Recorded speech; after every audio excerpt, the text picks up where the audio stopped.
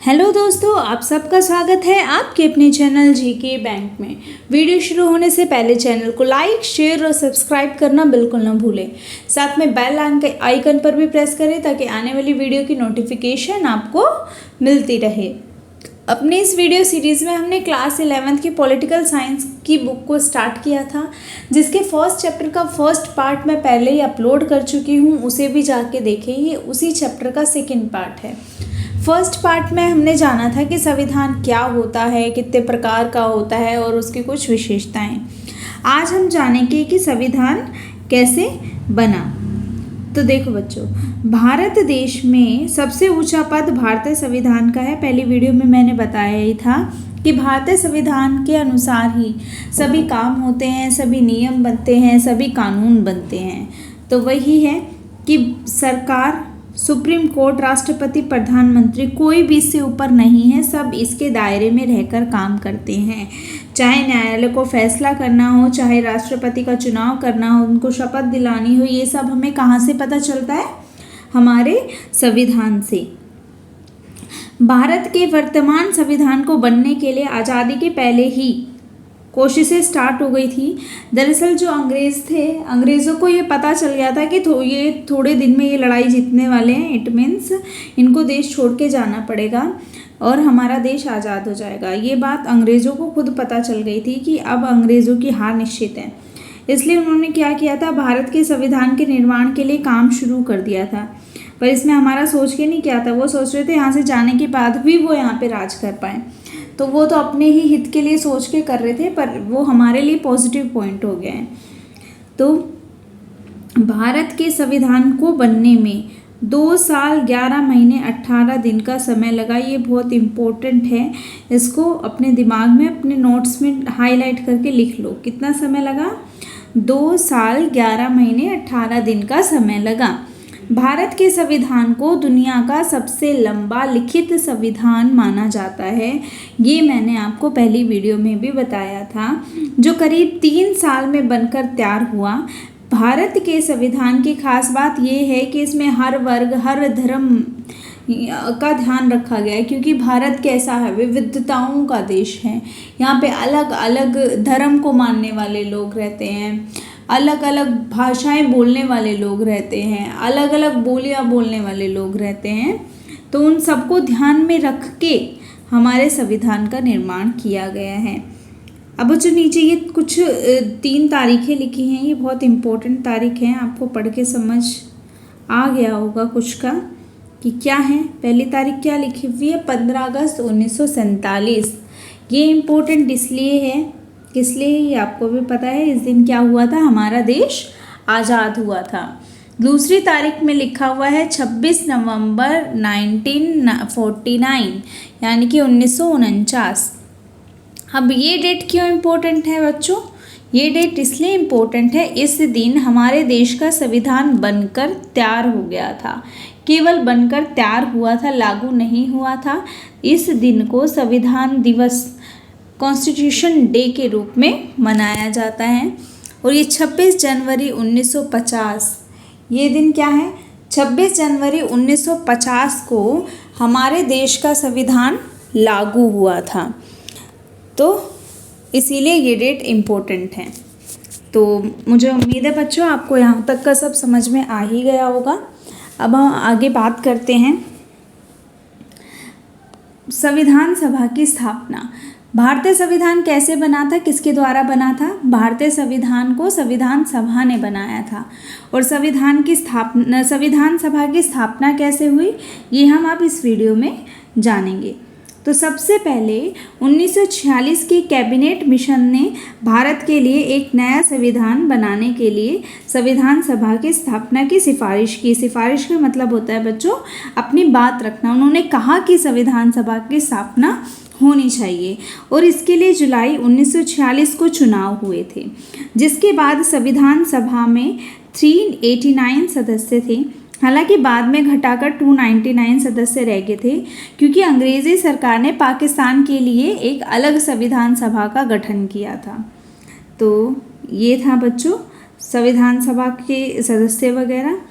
अब लेकिन अंग्रेजी सरकार द्वारा बनाई गई इस संविधान सभा की शक्तियाँ सीमित थी, पर अंग्रेज़ों ने ही 1947 के भारतीय स्वतंत्रता अधिनियम द्वारा संविधान सभा को भारत के लिए तब तक कानून बनाने के लिए अधिकार दिया था जब तक हमारे देश का संविधान बन नहीं जाता। तो जैसे ही हमारे देश का संविधान का निर्माण हो जाएगा, हमारा देश हमारे संविधान के अनुसार काम करेगा, ना कि उनके द्वारा बनाई गई संविधान सभा के अनुसार। तो बच्चों देखो, डॉक्टर राजेंद्र प्रसाद, इनका नाम बहुत इम्पोर्टेंट है। डॉक्टर राजेंद्र प्रसाद जी को संविधान सभा की 1946 में हुई पहली मीटिंग में उनको क्या किया था, संविधान सभा का स्थायी अध्यक्ष चुन लिया गया था। कि कुछ दिनों बाद जवाहरलाल नेहरू जी ने संविधान के लिए उद्देश्य संकल्प प्रस्तुत किया, जिसको संविधान सभा द्वारा सर्वसम्मति से स्वीकार कर लिया। उन्होंने सबने मान लिया था उनके प्रस्ताव को। तो देखो, संविधान मसौदा समिति की स्थापना। संविधान मसौदा समिति क्या होता है बच्चों? Drafting commission. ड्राफ्टिंग कमीशन में क्या होगा कि हमारे संविधान का निर्माण किस तरीके से होगा, ये चीज़ किस तरीके से संविधान बनेगा, वो होता है उसका ड्राफ्टिंग। तो देखते हैं क्या। 29 अगस्त 1947 संविधान सभा ने आज़ाद भारत का संविधान तैयार करने के लिए डॉक्टर भीमराव अंबेडकर की अध्यक्षता में संविधान मसौदा ड्राफ्टिंग कमेटी का गठन किया, जो ये तय करेगा कि किस किस तरीके से संविधान हमारा बनना चाहिए। डॉक्टर अंबेडकर बहुत ही योग्य संविधानविद थे, क्योंकि वो इतने पढ़े लिखे थे, इतना उन्हें ज्ञान था, तो बहुत योग्य थे। तमाम कानूनों के जानकार थे, क्योंकि उन्होंने बहुत सारे देशों का अध्ययन किया था, तो वो जानते थे कानूनों के बारे में, उन्हें जानकारी थी, इसलिए उन्हें ड्राफ्टिंग कमेटी का चेयरमैन बनाया गया था। श्री BN राव, जो संविधान सभा के सदस्य तो नहीं थे, लेकिन वे संवैधानिक सलाहकार थे, वो सलाह देते थे। उन्होंने संविधान सभा की मसौदा यानी कि ड्राफ्टिंग कमेटी के लिए एक प्रारंभिक स्तर का मसौदा तैयार किया। उन्होंने एक मतलब बोलो कि स्टार्टअप दिया कि किस तरीके से स्टार्ट करते हैं। तो संविधान सभा में कोई भी विदेशी व्यक्ति नहीं था, ये बहुत अच्छी बात है, बहुत, क्योंकि अब हमारा संविधान है तो हमारा संविधान हमारे देश के लोगों के द्वारा ही बनना चाहिए। अंग्रेज़ों के द्वारा अगर हमारा संविधान बनेगा तो हो लिया फिर काम। तो संविधान सभा के सलाहकार की भूमिका में भी कोई विदेशी व्यक्ति नहीं था। भारत ने अपना संविधान बनाने के लिए स्वयं अपने आप पर विश्वास किया था। उस समय कालखंड के हिसाब से यह एक महत्वपूर्ण घटना थी। जनवरी 1948 में यह जो ड्राफ्ट था वो मसौदा संविधान प्रकाशित किया गया। मतलब कुल मिला के ये कि किस तरीके से संविधान बनेगा ये फाइनल हो गया था। तो ये बताया गया कि ऐसे ऐसे हम ये सब रहेगा उसमें। उसको भारत की जनता से इसके बारे में राय देने और फिर उनको राय देने को कहा और उनकी राय के आधार पर संशोधन पर चर्चा करने के लिए 8 महीनों का समय निर्धारित किया गया बच्चों। तो क्या था, संविधान बन ही गया था, मतलब मोटे रूप में संविधान बन गया, ड्राफ्ट हो गया। फिर जनता से राय ली गई कि ये सही है, इसमें क्या फेरबदल किए जाने चाहिए। मतलब जनता की बातों को भी बहुत ध्यान रखा गया है, उनको बहुत महत्व दिया गया है, जनता की बातों को भी। तो उनसे राय ली गई और देखा गया कि फिर क्या क्या फेरबदल करने हैं। फिर वो फेरबदल करने के बाद फाइनली वो 26 नवंबर 1949 को तैयार हुआ था। तो संविधान सभा के सदस्यों ने ये तय किया कि वह आम सहमति से संविधान का निर्माण करेंगे, ठीक है, ना कि बहुमत से। मतलब बातचीत करके संविधान का निर्माण करेंगे, ये नहीं देखेंगे किसी मुद्दे पे कि कौन ज़्यादा उसके फेवर में है, अगेंस्ट में है। डॉक्टर अंबेडकर की अध्यक्षता वाली मसौदा समिति यानी कि ड्राफ्टिंग कमीशन ने दुनिया के कई देशों के संविधानों को पढ़ने के बाद भारत का संविधान लिखा। अब देखो बच्चों, ये है कि हमारे जो देश का संविधान है वो इन 10 देशों से लिए गए संविधान के मुख्य तत्व हैं।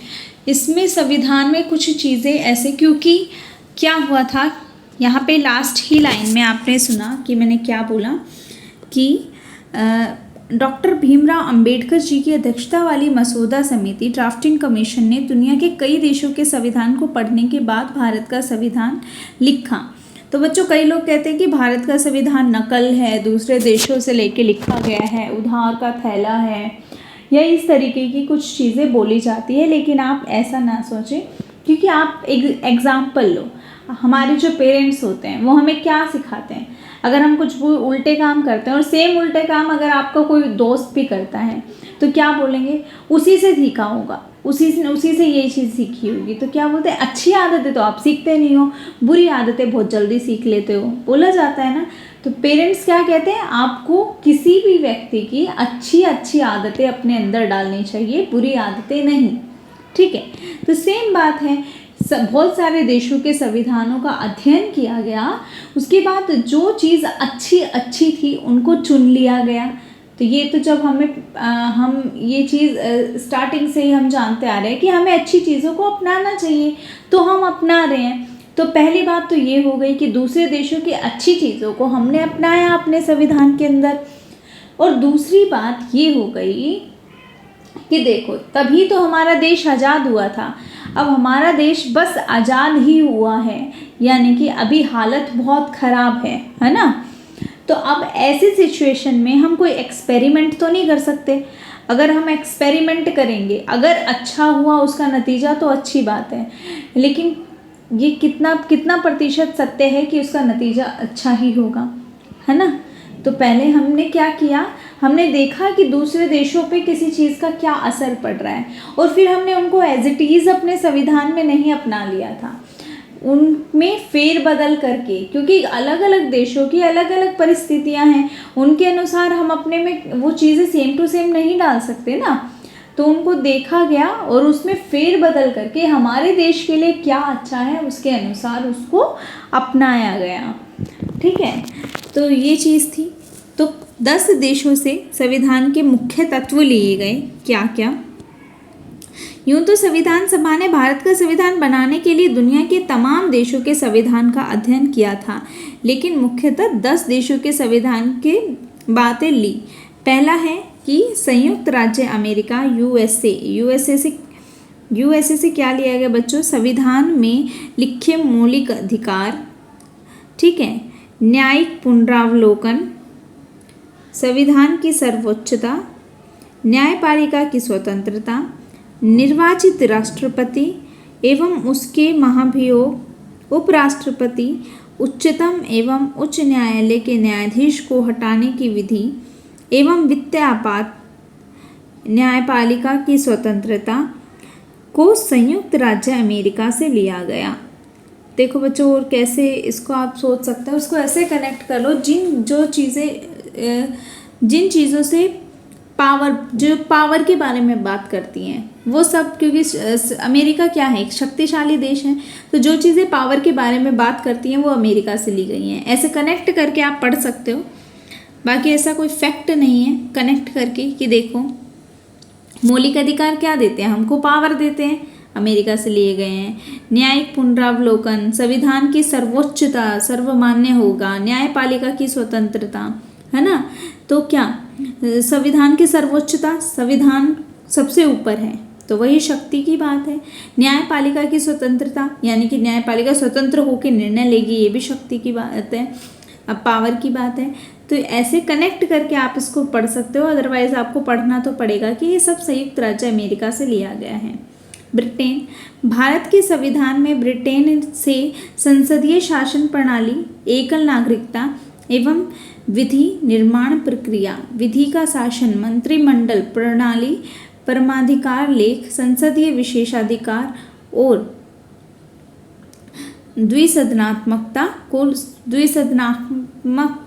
द्विसदनवाद को लिया गया है, क्योंकि हमारे देश में भी 2 सदन है ना। कौन से हैं बताओ ज़रा, कमेंट में बताना कि हमारे देश में कौन से 2 सदन हैं, उनका क्या नाम है। और आयरलैंड नीति निर्देशक सिद्धांत, राष्ट्रपति के निर्वाचक मंडल की व्यवस्था, राष्ट्रपति द्वारा राज्यसभा में साहित्य, कला, विज्ञान तथा समाज सेवा आदि के क्षेत्र में व्यक्तियों को सम्मानित करना आयरलैंड के संविधान से लिया गया है। ऑस्ट्रेलिया संविधान के प्रस्तावना की भाषा, समवर्ती सूची का प्रावधान, केंद्र एवं राज्य के बीच संबंध तथा शक्तियों का विभाजन, व्यापार, वाणिज्य और संसद के दोनों सदनों की संयुक्त बैठक को कहाँ से लिया गया बच्चों? ऑस्ट्रेलिया से लिया गया है, ठीक है। और जर्मनी के संविधान से आपातकाल के दौरान राष्ट्रपति के मौलिक अधिकारों संबंधी शक्तियाँ, आपातकाल के समय मूल अधिकारों का परिवर्तन जर्मनी से लिया गया है।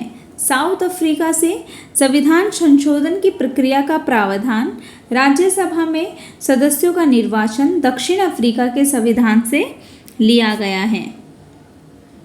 कनाडा संघात्मक विशेषताएं, अवशिष्ट शक्तियां केंद्र के पास, केंद्र द्वारा राज्य के राज्यपालों की नियुक्ति और उच्चतम न्यायालय का परामर्श, न्यायालय निर्णय जैसी चीज़ें कनाडा के संविधान से ली गई हैं। सोवियत संघ से 50 के दशक में आज का रूस सोवियत संघ था, जो 1991 में कई राष्ट्रों में टूट गया। मौलिक कर्तव्यों का प्रावधान, मूल कर्तव्यों और प्रस्तावना में न्याय, सामाजिक, आर्थिक और राजनीतिक का आदर्श सोवियत संघ से लिया गया था। जापान विधि द्वारा स्थापित प्रक्रिया को जापान से लिया गया है। फ्रांस गणतंत्रात्मक और प्रस्तावना में स्वतंत्रता, समानता, बंधुता के आदर्शों का सिद्धांत फ्रांस से लिया गया है। तो देखो बच्चों, संविधान का निर्माण कैसे हुआ या संविधान क्या है, संविधान की विशेषताएं, इन सब में आप इसमें से एक अच्छा सा आंसर तैयार कर सकते हैं। बट आप बुक को ज़रूर पढ़ें, अब आपको बुक बहुत इजी लगेगी पढ़ने में। तो आज की वीडियो में इतना ही। अपनी नेक्स्ट वीडियो में हम सेकंड चैप्टर स्टार्ट करेंगे। देखते रहें जीके बैंक।